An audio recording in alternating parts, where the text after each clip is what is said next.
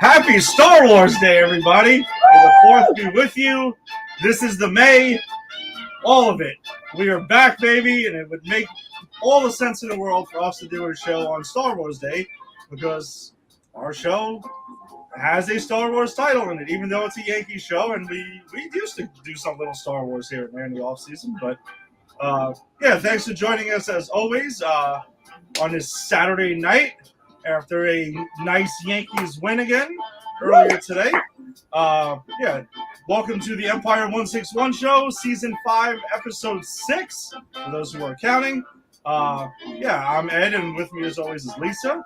Thanks for joining us. If you're joining us on the Facebook live stream, or if you're joining us on YouTube or X, Twitter, or wherever you found your audio-only podcast, we always appreciate the support. We're here to talk about some Yankees baseball, some umpire shenanigans once again, which I wish we could stop talking about, and a little food review we got from earlier today. So, Lisa, what's going on today? Not only that, Ed, but somebody had a guest appearance on one of the Orioles games. Oh, you did? We do have to talk about that, so I'll wait until that game. Mm-hmm. But we're going to talk about the Orioles series where the Yankees played 4 and did not do that well. And then we're going to talk about the Tigers series so far. We're going to leave you with a cliffhanger tonight, folks, because we're purposely filming today instead of tomorrow for a couple reasons. One, because as Ed said, it's May the 4th, and we had to celebrate.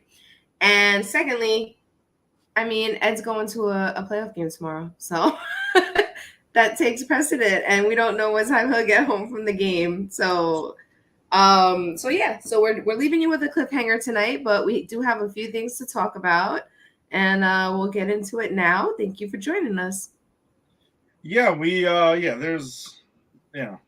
discussed it last week. There's the other New York sports teams that are also doing their thing in the playoffs at this time of year, specifically at MSG. So, whatever. It's an exciting time though.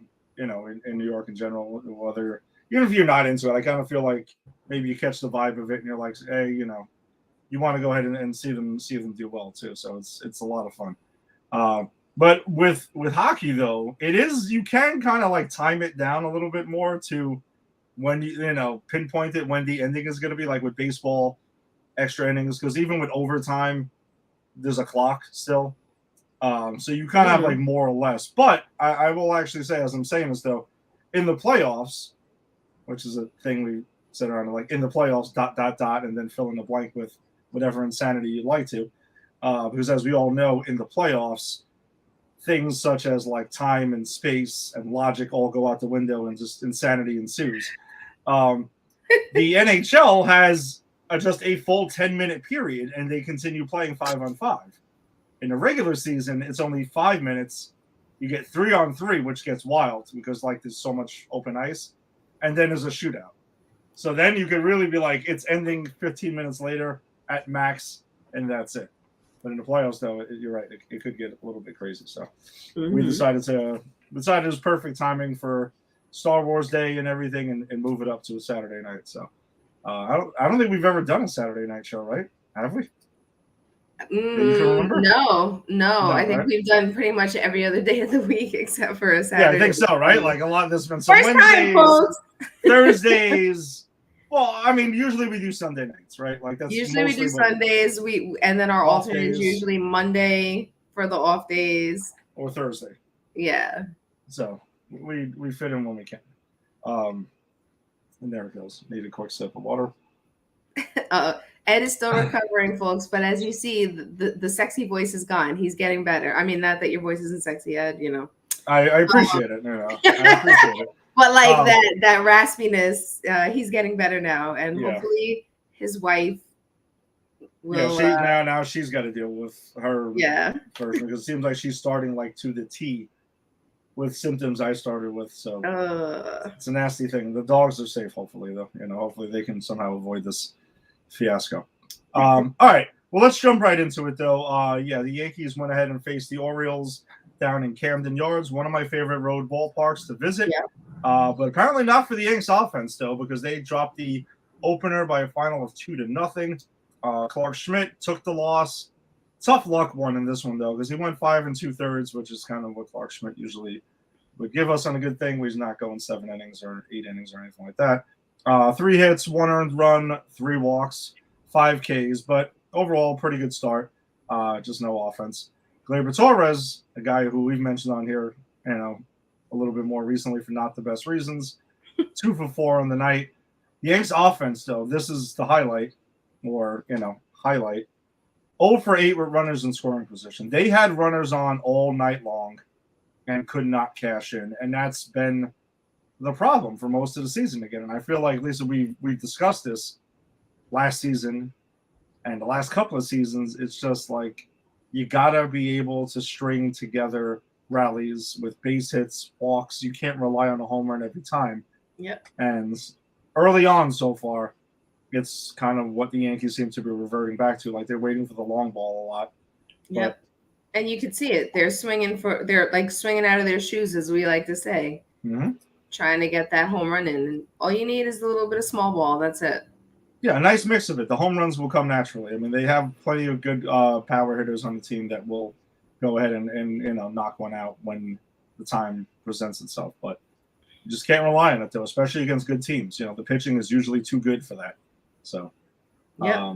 So real quick, Orioles stat for this game: when Gunnar Henderson hit his 10th home run in the bottom of the first, it made him the 3rd player in Orioles history since 1954 to hit 10 plus home runs before May 1st. The other 2 people were Brady Anderson, who hit 11 in 96, and Frank Robinson, who hit 10 in 1969. And you started Brady Anderson in his fiasco year. Obviously, something was wrong there. The one year, he goes nuts at the plate and never to be heard from ever again or before. Which it was. I mean, he was juicing. I mean, that was like a well documented thing. So, it just annoys me whenever I hear his name come up in anything historic. All right, well, that takes us to Tuesday night, where the Yanks unfortunately dropped their 2nd in a row to the Orioles by a final of 4-2. Nestor Cortez, not a tough luck loser in this one. His record went to 1-3, 6 innings, 8 hits, 4 earned runs, 2 walks, 5 strikeouts. On the positive side, though, Austin Wells was 2 for 3 with his first home run of the season. Juan Soto was 2 for 3 with an RBI, a run scored, and a walk. So he continues to do his thing. He also hit a bomb. Yeah. And it was the 2nd longest recorded home run onto Utah Street after Gunnar Henderson's. Juan Soto's was 447 feet. Oh, yeah. Well, and it's weird. When I was plugging in the stats that I somehow overlooked this one. So typo on my part. But with the note on that home run, when he went ahead and he did stare down the pitcher, that he did, which not really like a Soto thing to do much of, but when asked about it after the game, he was like, because he shuffled and the pitcher didn't like the shuffle. So he's like, he wonders if he liked the home run. Oh, that's what he said? Yeah, that's what he said in the postgame. Oh, he's going to get plugged next time that pitcher plays against him. Yeah, that was... Wow. I was kind of surprised that I saw like him give the stare down. And I'm Wait, I missed that. When did he do that?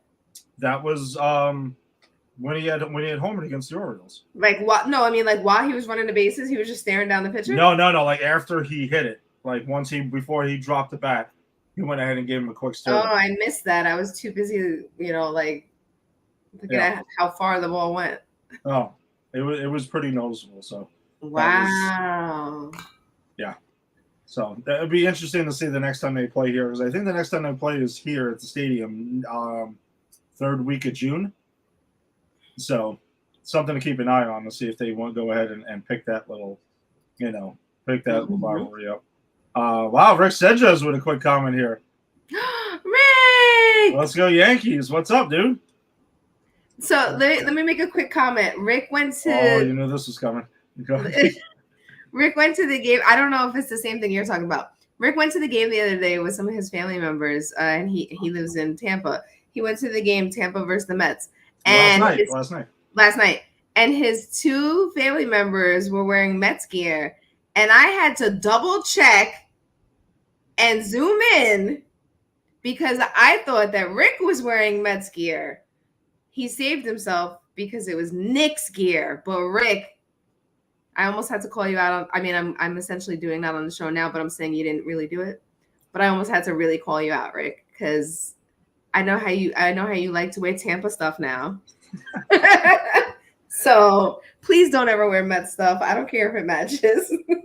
So a little behind baseball on that though. So me and Rick spoke while I was driving up to the stadium last night about this because he mentioned he's going to the Mets Rays game with his brothers Alex and Louie, who are both big Mets fans. They were trying to peer pressure him into wearing Mets gear, and he's like, "Dude, I don't own it. I'm not going to be that guy and wear a Yankees gear." So he's like, "Screw it. I'm just going to go wear Knicks stuff." And I mean, Knicks are in the playoffs and stuff. So I told him that same thing though, like, just be careful they don't think it's Mets gear because the colors are exactly the same, and if they are. New York, it's going to blend in. So, what is this? You like to wear Tampa stuff because I said that. Yeah, Rick supports the Rays. There was his wife Courtney and his brother-in-law TJ are like huge Rays fans. And he lives like within a stone's throw from the Trop, so whatever. And sadly, they're raising their 2 daughters to be Rays fans. We'll see when they get older when they choose. At some point, I'm sure they will choose. Pressure's on you, Rick, to hold it down. Man. That's it. We'll see. It'll be an interesting thing. All right. So that takes us to Wednesday night, where the Yanks would go ahead and take their lone game of the series by final 2-0. Yeah. Notice the trend. No runs, 2 runs. 2 runs and a win.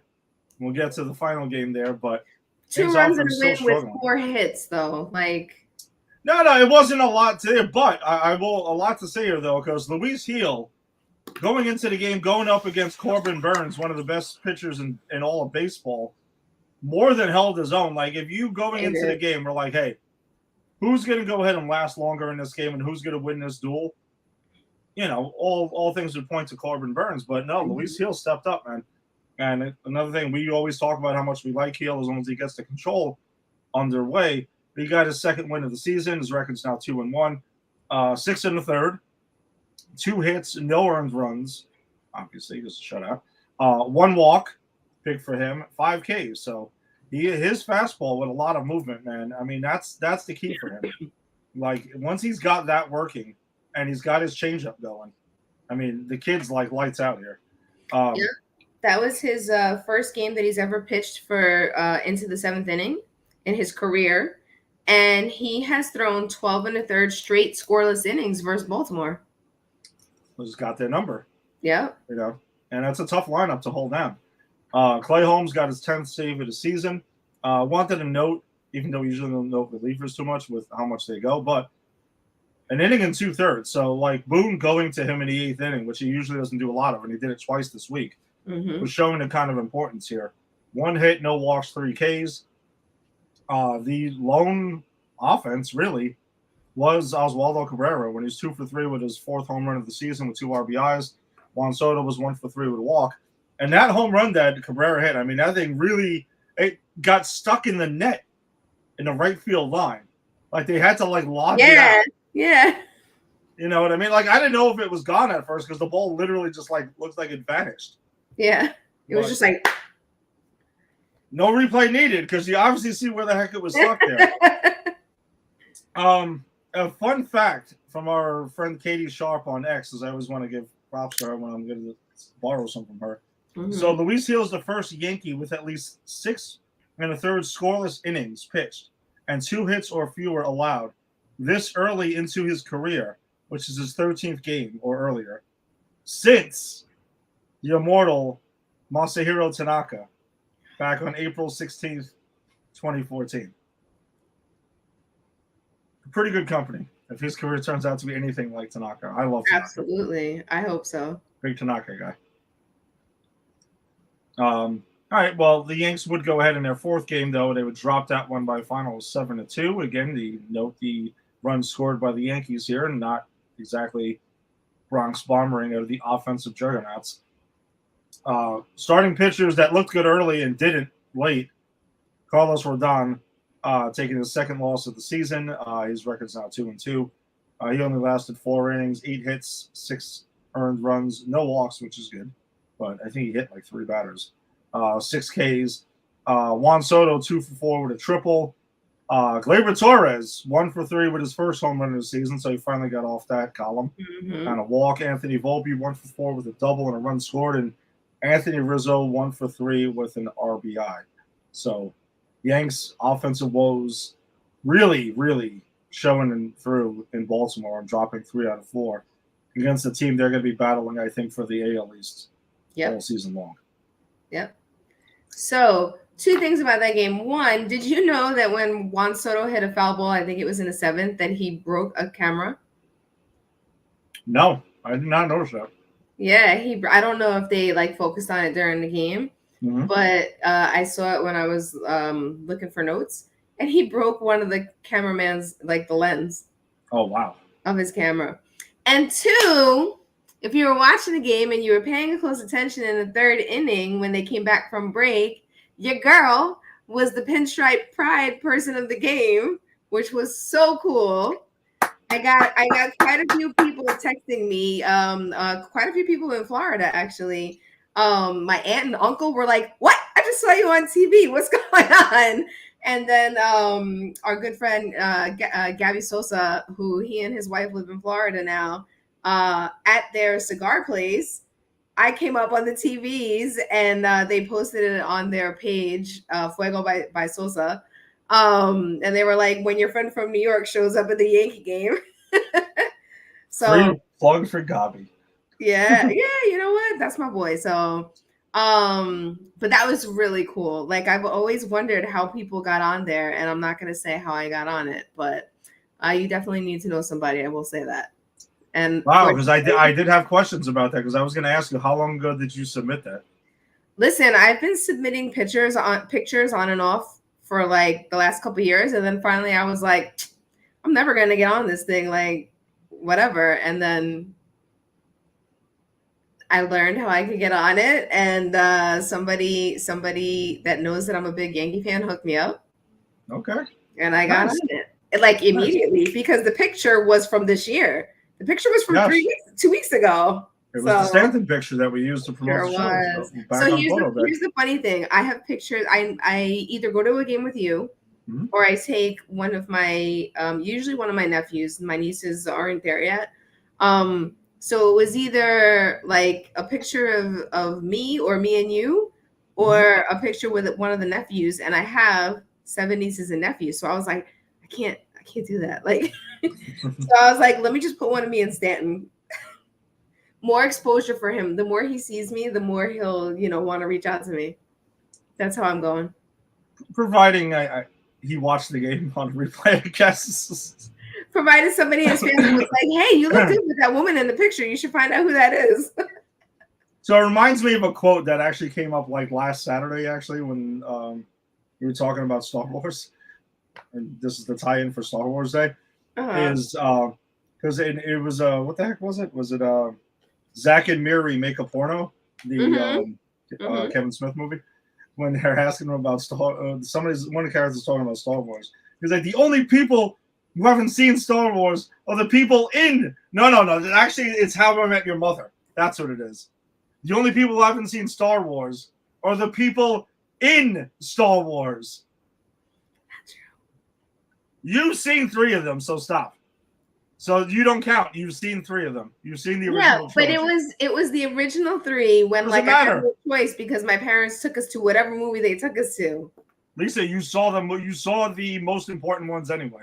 I know I saw the most important ones, but later generations die on some of the newer things. I haven't seen any of the newer things at all. It doesn't matter, but you cannot fall under the list of people who have not seen Star Wars, because you've seen Star Wars. I've seen part of Star Wars, yes. You've seen 3 of them. And only one time each. It doesn't matter. Jerry's never seen them once.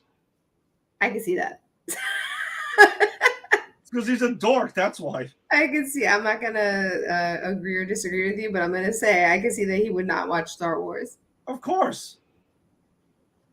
He's a clown. That's why.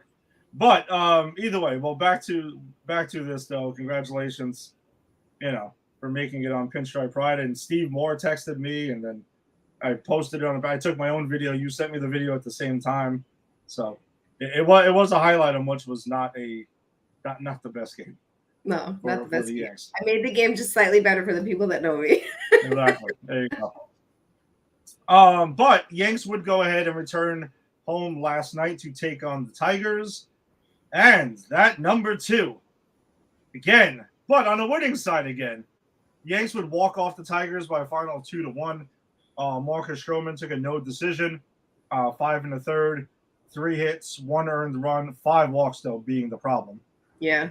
3 Ks because he was cruising until the 6th, and then couldn't find the zone whatsoever. Dennis Santana picked up the win in relief. Giancarlo Stanton, he got the game tied in the 9th inning with a double and an RBI. Aaron Judge did get the rally going though by hitting a single to start off the 9th. Alex Verdugo, 1 for 3 with a run scored and a walk. Notable here though, after Judge's single to start off the inning, he went ahead against the shift and laid down a picture-perfect bunt down the third baseline to get on. That was fantastic to see. I'm sorry. It was really, really beautiful to see. It's like, something? I'm going to go ahead and just drop down the bunt because I can. And it was actually executed. Didn't pop it up. None of that. It was just the rare... You mean a player actually knew how to bunt? Nope. He just dropped it down perfectly. Right down the third baseline. It was a thing of beauty to set up Stanton for the game-tying double the other way. And Anthony Rizzo then went ahead and hit a walk-off single with the infield drawn in to walk it off. Stadium erupts. People go crazy. Phenomenal thing. But it was just nice to see them also, what we talked about, not waiting for the home run ball all the time. Going ahead, a single, a double, a fucking bunt, and then another single. It was like so nice to see that we just didn't need to just wait around for that. But that's every game that we've covered so far. Well, the shutout, then 2, 4 games in a row scoring 2 runs. But still somehow winning 2 of them. You know what I like about the end of that game too, and I didn't see it until today, is seeing that they gave him like a Gatorade bath, but it looked like water. Because you haven't seen that in a while at a Yankee game. No, it has. Well, they used to throw the bubble gum. They did the pies in the face, of course. Those were always fun back in the day. You need that energy, though. You need that. I mean, I'm glad that they got hyped and everything, but you need that energy. Yeah, and just to touch the Stroman start also. Yeah, he looked really good, and he was matching back and forth with Olsen, who looked phenomenal too. But I do wonder at times, like, how many starters are going to look good against the Yankees until they get going? I mean, these guys are not all AL Cy Young candidates. Like it's not that. And that momentum would carry into earlier this afternoon, which was Star Wars Day at the stadium. Yanks would go ahead and take that one by a final 5-3. Clark Schmidt got his 3rd win of the season, pushing his record to 3-1. 5 innings, 4 hits, 3 earned runs, no walks, and 7 Ks. So, I mean, it wasn't like lights out, but he also ran into trouble in kind of like 1 inning. His control was a little bit all over the place early on and then settled down. 7 strikeouts, though, is a lot for him in over 5 innings. Clay Holmes, though, another save going over 1 inning because he pitched an inning in the 3rd. 1 hit and 2 strikeouts. Aaron Judge, 2 for 4 with an RBI and a double. 2 runs scored. And also the first ejection, apparently, of his life. Of his life. Oh. Yes, he had actually said never Little League, high school, college, anything. Wow, I didn't know that one. what is that about? And now that I did see it, because I mean, we were both at the game earlier today, it did look like the ball was outside, but like You know, that was I saw it too, and it was it was borderline. It was borderline, and he again, folks. This guy is 6'7". Like he's never gonna be not never, but like likely not gonna be able to hit that pitch. Like low and outside, come on. So it was a borderline pitch. It was like the seams on the right side of the ball touched the line. Like that's how borderline that pitch was. I'm gonna be honest, I didn't think it was as egregious as it appeared when we were there. But what did Judge say to him? That's what I wanted to have this happen, because if you watch the replay, right, Judge argues a little bit, and he's not one who's like very demonstrative and stuff like that. And he kind of just like calmly walks away. And then he gets ejected. And Judge said it after the game. He didn't know he was ejected until the crowd reacted. That's how long he waited to eject him. Well, that's because he did like a little, like real quick like this in the ump's direction, and then he settled himself and walked away, and he was like 5 or 6 steps away when the umpire out of nowhere was like, yeah, it was that I don't know, man. Like I'm this year, I mean, well, the last several years, but this year in particular, it feels like the umpires are taking a lot of things personally and like reacting because of that, not because of what's actually happening, but reacting because of their feelings around what's happening. And like, dude, you just have to like, especially in the case of Angel Hernandez, like, let's not rehash that, but like, he's taking stuff personally, and he's been doing that for a couple of years. He needs to just retire already. Well, Angel Hernandez, I actually feel like him and CB Buckner are at the point where you almost think they're doing it on purpose to kind of give people the finger, to be like, look, I can do this and still not get fired. That's the way I'm seeing it. Like it's like they're progressively getting worse.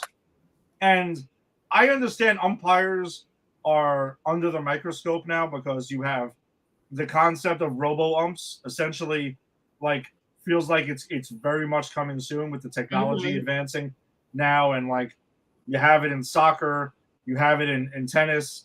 Like I was hearing a little bit about it earlier, where basically it would be an electronic strike zone.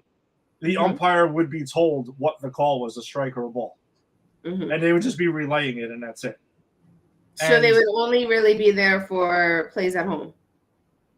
They would make those calls, but they would also signal strike or ball, just so we physically, like, the fielders can see it, the crowd can see what it is. You know what I mean? Instead of like doing some other weird stuff, so they'd kind of get like an earpiece, strike, ball. So, I mean, they wouldn't lose their jobs, but like, I don't know. It would seem just. I'm for it because at least we would get things right. Because I do think that they are taking it to the extreme now. Like, and I get it. Like, we have the K zone, right? Like, all telecasts have that now. HD TV. We get to see things a lot more clear now than we ever did before. And that's why it's their errors are being shown so much more now than they were previously. That's what I think it is. I think the umpires are always the umpires.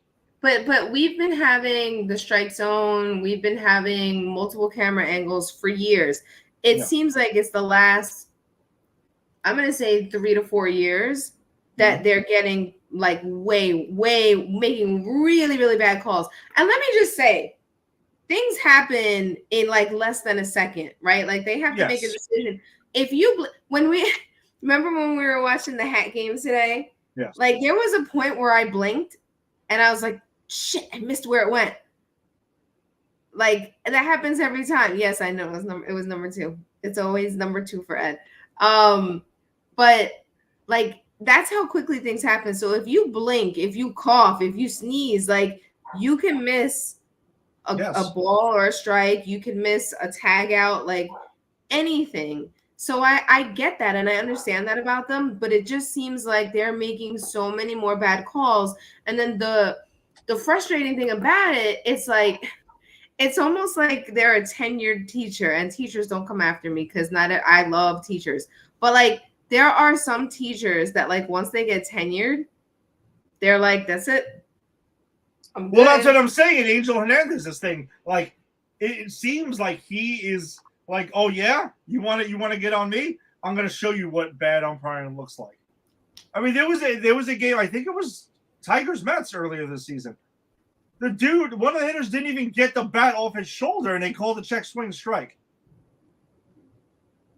I mean, it's really bad. I know. Really bad. I know. And it seems like the Yankees are getting the brunt of it too. Like, well, I think it's probably because it's in our faces because we're watching them every night, but it's happening everywhere. You can go ahead, like I said, on X. There's that report that they every game that happens every night. The next morning, the umpire's report is out there for you. As the K zone, it shows you the accuracy number. It's crazy. That's what I'm saying. Everything's transparent now with what their jobs are. That's what I mean by like we have all this information now to see how bad they really are. And like what you were saying though, in their defense, it's not a hard job, but I also feel like they're showing this unwillingness to adapt at all. Yeah. And that's what's frustrating. And that's what really pisses everyone off. Yeah, they're definitely abusing their privilege, and they know that the repercussions just like aren't there because what? Oh, you don't get to do the playoffs, but you get to do X number of games a year and you're still getting paid. Like, how about umpires get suspended when it's really egregious? How about you like, hey, the next series, you're suspended. You lose pay for the next series. Yeah, or hold people accountable. Yeah, and make it like 2 times, 3 times, like the suspensions get longer. Screw it. Yep. I mean, that's the only way I think you can correct it. Attempt to correct it, at least. I mean, but as for the rest of the game, though, Giancarlo Stanton was 1 for 4 with an RBI as well. Big hit in the first inning, which the Yanks did put together a nice little rally without the home run until Rizzo's 3-run homer later in the game. But it was very similar, like as the 9th inning the game before. Anthony Rizzo was 2 for 4 with his 6th home run of the season with 3 RBIs, as I mentioned before. Bomb into the middle of the second deck also in the right field. Like that was a pretty damn good shot. He's definitely waking up and starting to swing the bat. So Yanks go ahead and take the series. I mean, they'll be going for the sweep tomorrow afternoon, weather pending. Do the knock on the table again because that weather report does not look good for tomorrow here in New York. I guess. Oh, actually, you want to talk about your? No, it's not Bronx Burrito. What the heck was it called now? Yeah, it is. It is. Is it still Bronx Burrito? I thought they changed the name. Well, at Bronx Burrito Bowl. Okay. Yes. So Lisa had the Bronx Burrito Bowl. I opted to hold off for another time because I will say this, and the lady and I at the kiosk were talking about it. They changed things, and I was concerned at first because when I had the burrito, the first time I had it was at the hip hop concert because we sat near that section. And I was lucky that day, and they were open during the concert. So I had it, and I fell in love with it because it's a giant burrito, like think Chipotle size burrito, and they put plátano maduros in it, sweet plantains. For those who don't know what that is, and I know you and Rick know what it is. Yeah, and you know too. It was phenomenal, right? So today I went to get one. It looked like there were 2 people behind the kiosk counter, but that it was closed or that they weren't open yet because they had like all the things covered. So we walked up and there was no line and we were like, are you open? And they were like, yeah. So the lady explained that they changed things. They used to use ground beef. Now they use steak. And Lisa doesn't love steak. But let me tell you, that steak today was very, very good. Don't tell my mom because she's not going to make me eat beef stew again. Still not happening, Mom. But it was rice and beans. It was steak. It was pickled onions. It was like a cilantro sauce. What else? And regular size slices of plátano maduro. My friend Mark from work also met us there, and he opted to try it too. He also loved it. But I have to say, listen, Yankees, I still have strong feelings about Mighty Quinn's pulled pork nachos. You know this was coming. Being taken off the menu. Can you please stop changing the menu items that I love the most? Because even the lady said they changed some stuff, and she was, a little confused as to why that happened too. So I was like, I'm gonna order this, but I might not like it. I might not get it again. But I have to say, I would get it again. I actually haven't had dinner today because I'm still like feeling good about the burrito bowl. Oh, okay. Yeah. It's definitely going to go down at some point during the season. I mean, my next game is Thursday, that weird 5:00 start against the Astros. Mm-hmm. So we'll see how it goes as the week is progressing. Because usually that's how I would try to change it up from something I had previously, because I just want to keep like a nice rotation going. I recommend it. Very tasty. Nice. And I think you'll like the steak because I know you're a steak guy. Oh, big steak guy. So yeah. Yeah, it was very, very tasty.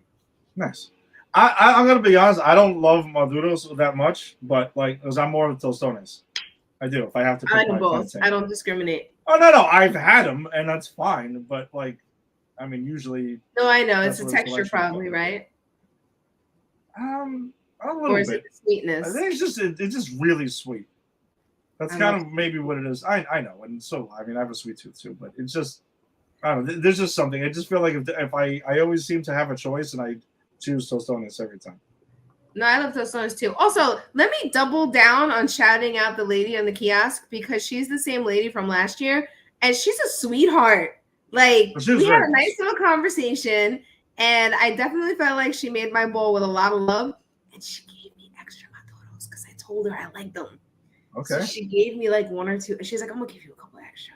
So you're awesome. I gotta find out her name next time I go there. She's a sweetheart. So speaking of people who work at the stadium.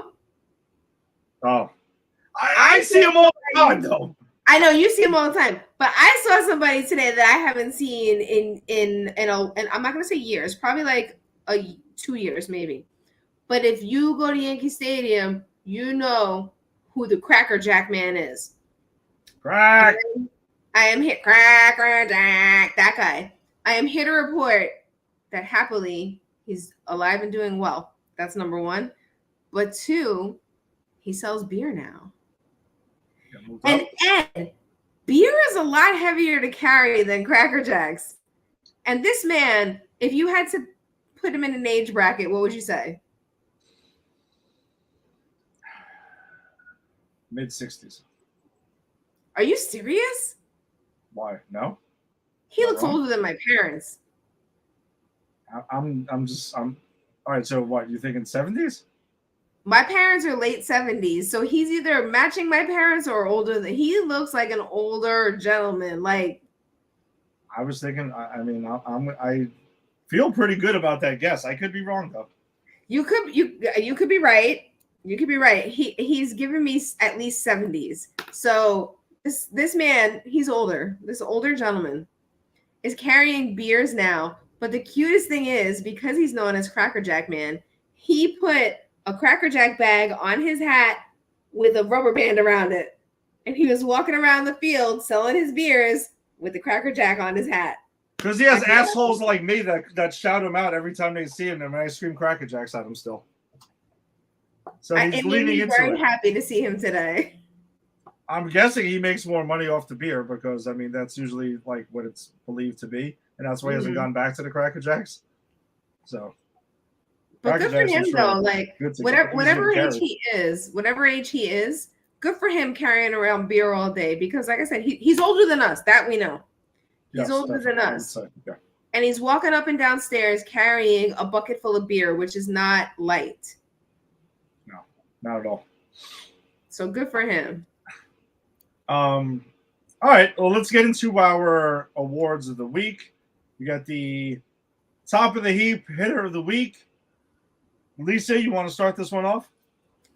I will. I mean, you might have somebody else, but this is your guy, so I feel like we might have the same player, maybe. Find out. I picked Anthony Rizzo. Yep. That's Ed's boy right there. Good.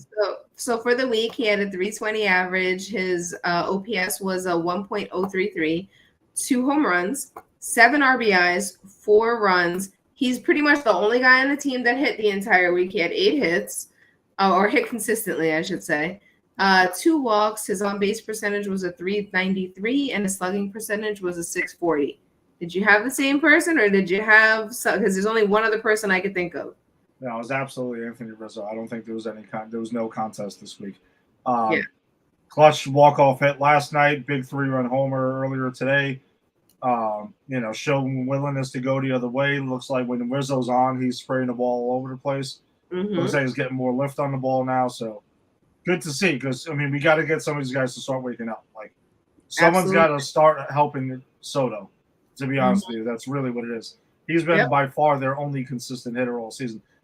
Alex Verdugo, though, is doing a solid job too. I really, really like what I've seen out of him, and it is funny. And going to go with a Major League 2 quote here.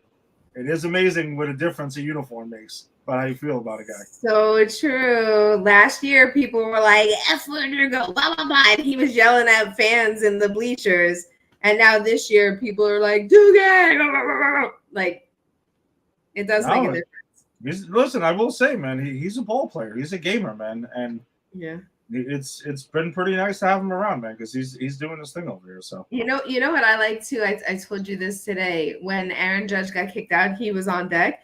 And he came running at the umpire too, like, what are you talking about, blah, blah. And then the third base umpire, who I guess was the crew chief, like he went to him and probably said, yo, you better check your boy. And then if you saw the replay, your boy Rizzo was in the dugout cursing out the umpire as well. Well, so that's Judge's BFF over there, so yeah. I love the energy. Him and Judge go way back with their dogs and everything. So another thing, too, noting Verdugo, I don't know if you noticed, but apparently there's a story out there that he wears the same do-rag as Stroman does when he starts, because he told him to order twice as many of them because he's going to wear it with him. Oh, that's cute. I'm just saying, it's a good team camaraderie thing, like we talked about. Like, that's cute. It looks like that they have like this year's team seems to be a bit of a tighter knit group. Which is good to see now around the bat rack and stuff like that in the on deck circle. Let's start getting some of that tight knit group to start hitting now, consistently. Absolutely. Because the pitching's doing their job for the most part, to be honest with you. And that was the question mark going into the season. They're holding it down. Yep. So all right, speaking of pitchers though, King of the Hill, pitcher of the week. This is a tough one. I'm going to go with Luis Gil, though. We did it again. I'm going to go with Luis Gil because I'm sorry. Yeah. Going toe-to-toe with Corbin Burns on the road against your division rival, not easy. And he outdueled him. Notable, though, Clay Holmes.